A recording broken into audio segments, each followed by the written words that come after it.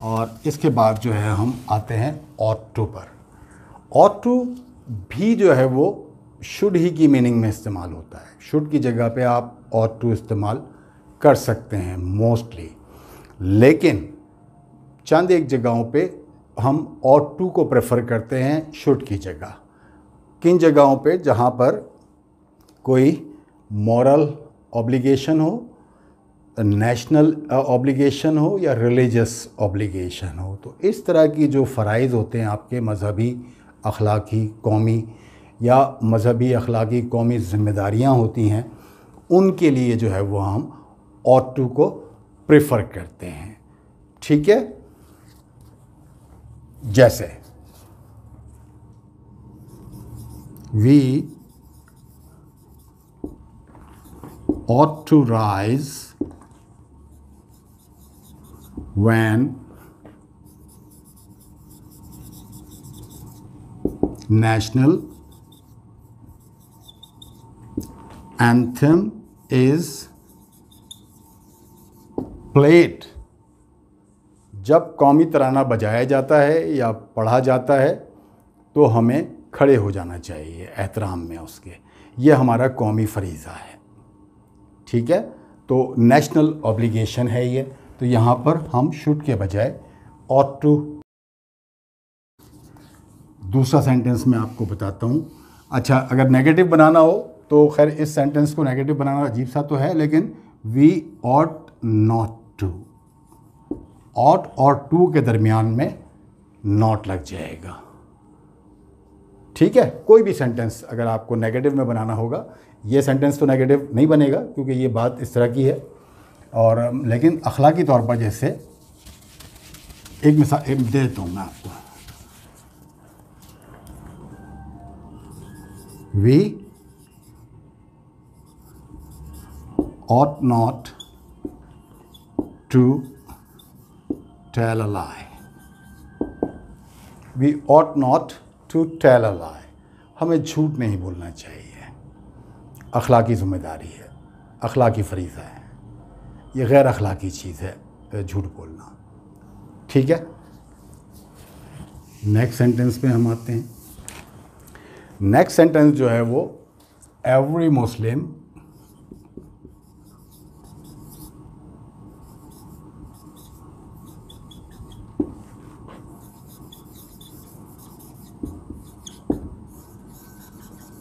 ought to say 5 times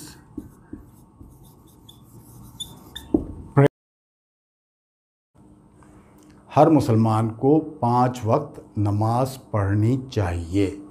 religious obligation है, मज़हबी फरीज़ा है, मज़हबी ज़िम्मेदारी है। ठीक है, तो यहाँ पर भी जो है वो हम इसको मिटाते हैं। इसके बाद एक और सेंटेंस पे आते हैं। जैसे अभी मैंने लिखा था we ought not to tell a lie, तो we ought to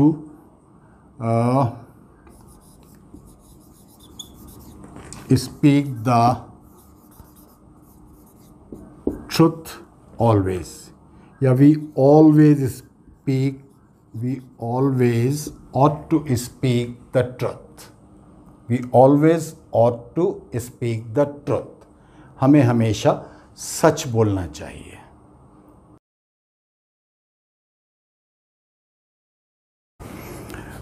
एक सेंटेंस और लिख देता हूँ। We ought to respect our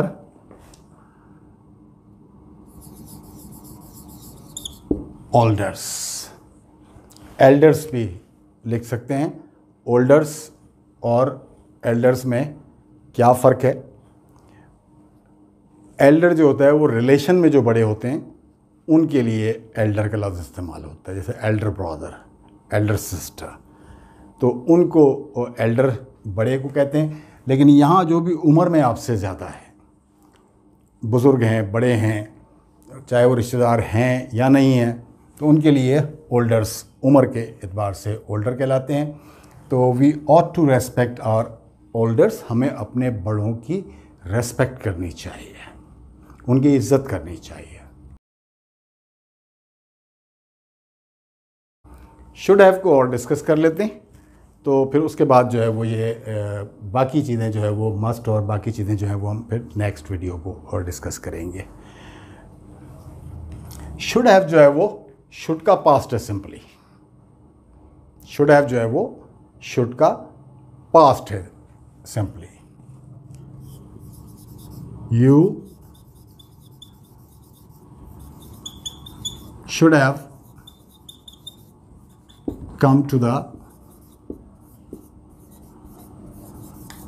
party, आपको पार्टी में आना चाहिए था।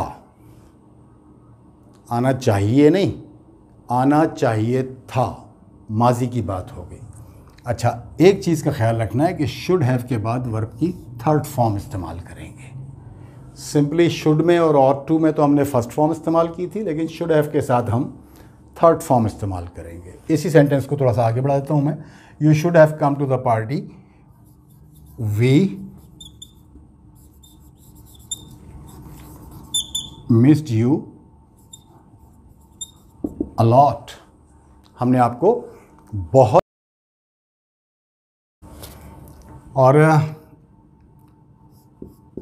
ही had a bad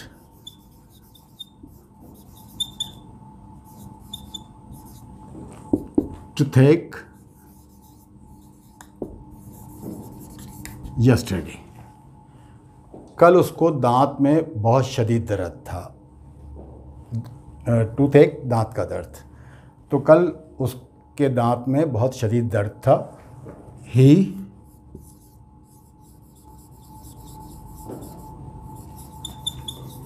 should have gone to the dentist. He should have gone to the dentist. ठीक है, उसे डेंटिस्ट के पास जाना चाहिए था। तो इसमें एक चीज़ और भी नज़र आती है कि वो नहीं गया। जो काम करना चाहिए था, something that was good to do और right to do, but it was actually not done. जो काम करना चाहिए था या होना चाहिए था वो किया नहीं गया या हुआ नहीं। ठीक है ना, वो चूंकि डेंटिस्ट के पास नहीं गया। आई फील सिक, मैं खुद को बीमार महसूस कर रहा हूँ, यानी तबीयत अपनी ख़राब महसूस कर रहा हूँ। नेगेटिव में बना रहे हैं हम ये। I should not have, sorry, eaten too much. I should not have eaten, third form. ठीक है, और गॉन जो इससे पहले हमने बनाया था ना, should have gone to the dentist, तो थर्ड फॉर्म गो की गॉन है। तो आई फील सिक, मेरी तबीयत ठीक नहीं है या मैं बीमार हूँ, मुझे इतना ज़्यादा खाना नहीं खाना चाहिए था। ट्रू इस्तेमाल करते हैं एक लिमिट से ज़्यादा के लिए, तो मुझे बहुत ज़्यादा खाना नहीं खाना चाहिए था। तो यहाँ पर भी मीनिंग जो है ना फिर उलट हो गई। जो काम नहीं करना चाहिए था वो कर लिया, एक्चुअली वो माजी में हुआ। इस वजह से कहा जा रहा है कि जो करना सही नहीं था और राइट नहीं था या गुड नहीं था, वो काम कर लिया, तो उसके लिए नेगेटिव में हम बात करेंगे कि I should not have eaten so much.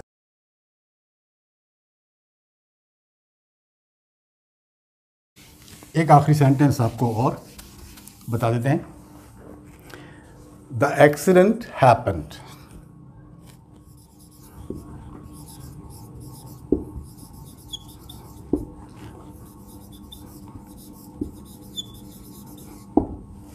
Accident हो गया। एक्सीडेंट की कुछ ना कुछ वजूहात होती हैं। Ali should not have driven too fast, या ओवर स्पीड। मुख्तलिफ शाहराहों पर स्पीड लिमिट्स होती हैं, उन लिमिट्स को आप क्रॉस करते हैं तो वो ओवर स्पीड हो जाती है। तो अली को जो है वो ओवर स्पीड ड्राइव नहीं करनी चाहिए थी, या अली को बहुत तेज़ गाड़ी नहीं चलानी चाहिए थी, या स्पीड से ज़्यादा गाड़ी नहीं चलानी चाहिए थी। तो उसने चलाई, इसीलिए ये नेगेटिव में है। नहीं चलाई होती तो पॉजिटिव होता। ठीक है ना। तो तेज़ स्पीड में गाड़ी चलाना was not a good thing to do, was